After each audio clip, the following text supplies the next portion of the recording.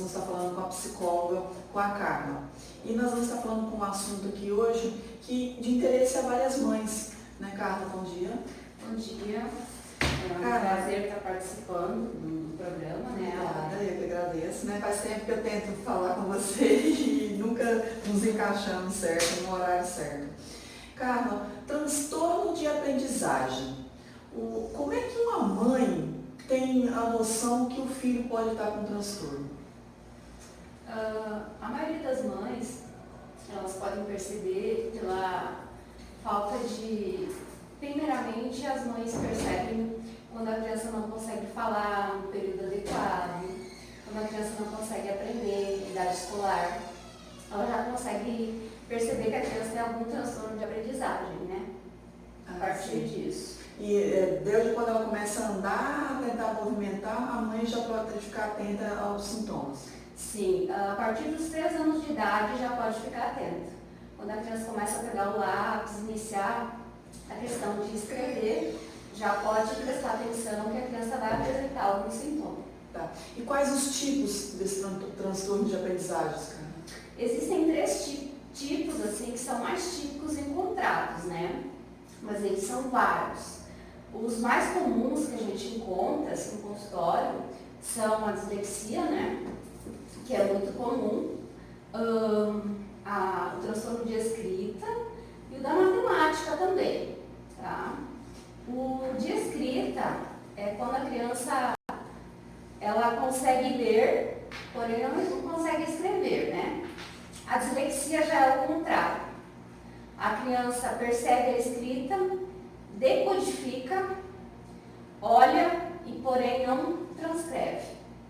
Ele é o oposto, né? É neurobiológico.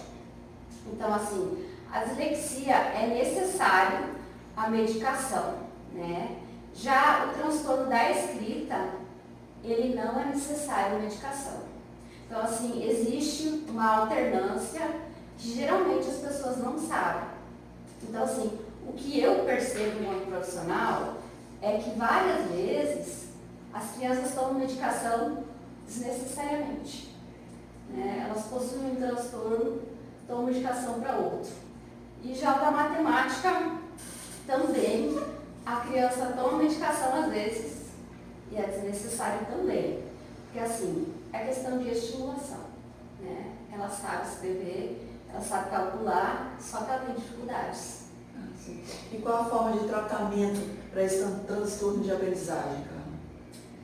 No geral, assim, é feito com equipe multidisciplinar, né? Eu acho assim que hoje, a gente como profissional, a gente encontra uma certa dificuldade, assim, no consultório, nas escolas, em todos os lugares, porque há um despreparo muito grande, assim, de todas as pessoas que trabalham com esse público, né? Principalmente nas escolas. Né? Os professores às vezes não são tão preparados para trabalhar com as crianças. Então, assim, às vezes a criança vai para o consultório e os pais acham que a gente, como profissional, tem que ensinar a criança a escrever, a ler, né, a calcular. O nosso trabalho não é esse, né? A gente tem que incentivar a criança e mostrar para ela que dentro da limitação dela, ela tem as suas capacidades, né? Sim. Então, assim, o nosso trabalho enquanto profissional, psicólogo, é a questão da autoestima da criança, né? Mas, assim, o trabalho tem que ser feito com o psicólogo, às vezes com o fono, com o terapeuta ocupacional, com o professor, né, com aulas particulares, enfim. É toda uma equipe envolvida. Então, assim, nenhum profissional consegue trabalhar sozinho com uma criança que possui um transtorno de aprendizagem. Carla, e essa criança ela vai, né, vir virar um adolescente, um adulto. Como é que será a vida dela ao passar dos tempos, com acompanhamento médico, eu digo? Assim, o que eu percebo que a medicalização, assim, tem sido muito prática, assim. As pessoas, a primeira busca que fazem, assim, é um neurologista, né? Elas vão, medicam a criança, enfim, dá uma ritalina para o meu filho, uma respiridona à noite. A criança passa o dia noite, dorme, né? Mas essa criança vai crescer, né? Como que ela vai levar uma vida assim, tipicamente sendo medicada a vida inteira, né? Sim. Então, assim, em algum momento da vida dela, ela vai ter que parar de tomar essa medicação, né? Então, assim, eu percebo que eu já tive casos no meu consultório de adolescentes que pararam de tomar Ritalina e Risperidona, e os pais perceberam que nesse período que a criança tomou essa medicação, não houve um período em que, esse período, ela não aprendeu. Então, assim, ela chegou no segundo ano do ensino médio e não havia aprendido praticamente nada, ela estava automática. Ela ia para a escola, sentava lá e fazia o que era determinado a ela fazer. Então, assim, tem que entender o custo-benefício da medicalização hoje das crianças, porque, assim, percebo que a Ritalina, assim, está sendo uma coisa muito banal. Então, o custo-benefício, você diz, no caso? Isso, assim, os pais têm que avaliar muito bem essa questão, que às vezes é melhor pagar um professor, às vezes é melhor, porque nos transtornos de aprendizagem a criança tem que ser estimulada, ela tem que gastar energia também. Então, assim, às vezes é melhor ela estar participando de outras atividades extraescolares, né? Estimular a criança em relação à autoestima, né? E não ficar medicando a criança demais. Tem crianças que chegam no consultório, tem sono, elas dormem aqui. Porque, assim, é tanta medicação, as medicações são muito fortes. Então, assim, Ritalina e Risperidona é uma combinação, assim, excessivamente forte para uma criança tomar. Tem criança de 4 anos que toma. Eu acho muito forte, assim, uma medicação muito forte mesmo. Então, assim, eu acho que tem que ser melhor avaliado isso, né? E essa medicação é para, como diz, estimular o cérebro, estimular a forma como ela vai levar uma vida normal? A gente diz que é a droga da inteligência, né, Ritalina? A droga da inteligência. Então, a criança com esse transtorno de aprendizagem, ela tendo tratamento, acompanhamento psicológico, né, como você acabou de nos explicar, ela futuramente tem uma vida normal.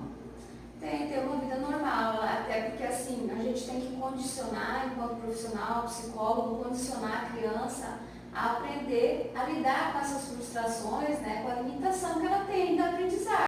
Eu vou aprender no meu tempo, que não vai ser o tempo do meu amigo, que não vai ser o tempo do meu irmão. Então, assim, cada um tem a sua limitação, né, em relação a aprender. Eu vou demorar 3 meses para aprender esse conteúdo, o meu colega aprendeu em 15 dias, né? E os pais têm que entender isso também, né? Que o filho deles é diferente que o filho do amigo deles, enfim. Que os pais têm esse costume também de comparar, né? A questão de como meu filho não aprende, o filho da minha amiga aprendeu. Então, assim, é uma limitação que a criança possui e ela tem que ser aceita, que ela é assim. Isso parte primeiramente da família e depois da parte social, né? Da sociedade. Então, assim, se a família não começar a aceitar e começar a parar de medicar, porque é muito simples você medicar, né? Com certeza. Ficar cômodo. Então, tá joia. Você tem alguma coisa que você queira falar especialmente para um pai, uma mãe, referente ao assunto, ao transtorno? Eu, enquanto profissional, eu sugiro assim, que os pais, eu atendo muita criança, que eles prestem atenção nos sinais que as crianças trazem, as crianças, principalmente crianças na faixa etária de 4 a 6 anos, né, que iniciam a alfabetização, né, nas escolas, que elas prestem atenção, né, na questão da alfabetização e que elas procurem sempre um profissional, né, especializado, né, para estar orientando elas, assim, né, primeiramente, e que elas não busquem, assim, orientação somente de um profissional. Chegou num profissional, o profissional resolve. Não, tem que medicar essa criança porque essa criança tem tal transtorno. Não, procura sempre a opinião de outro profissional, que eu acho que sempre é válida de 2 profissionais vindo para ter a certeza se a criança possui ou não. O transtorno. Carla, quero te agradecer seu tempo. Quais os dias que você atende aqui na Center Lab, Carla? Todos os dias? Eu atendo todos os dias, né? Manhã e tarde, né? Todos os dias. E atendo particular, atendo no médico também. Tá. A sua especialização é na psicologia? Sim, eu sou especialista em neuroaprendizagem e psicopedagogia, né, na minha área. Então tá bom, te agradeço. Precisando de alguma coisa, estamos à disposição. Tá, obrigada pela oportunidade, sempre que precisar.